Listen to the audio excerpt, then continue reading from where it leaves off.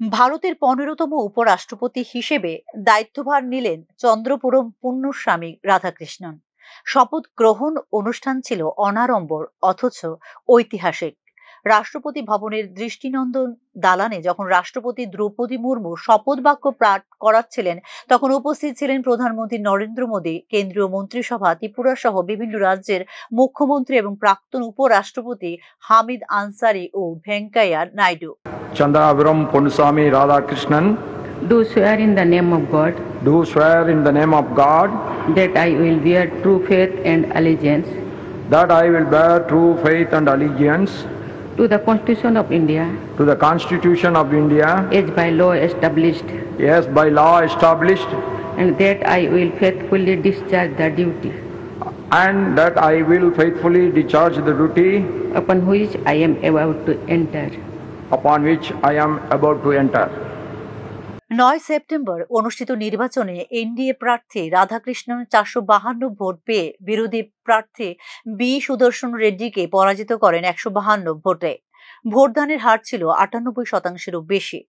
আরও চমকপ্রদ হল রাধাকৃষ্ণন প্রত্যাশার চেয়ে ১৪টি বেশি ভোট পান, যা ক্রস ভোটিং এর জল্পনা ছড়িয়েছে বিরোধী শিবিরে।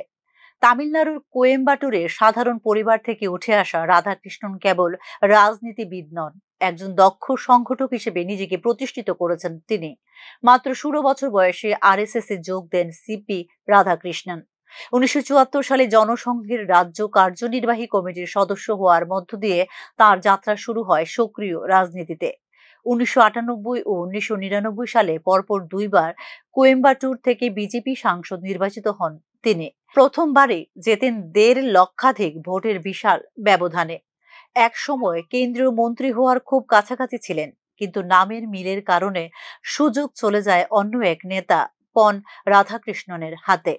তবুও ক্ষোভ না পুষে সংগঠনের কাজে নিজেকে উৎসর্গ করেন তিনি। ২০০৪ সালে তামিলনাড়ু বিজেপির সভাপতি থাকাকালীন ১৯,০০০ কিলোমিটার দীর্ঘ রথযাত্রা করেন রাধাকৃষ্ণন।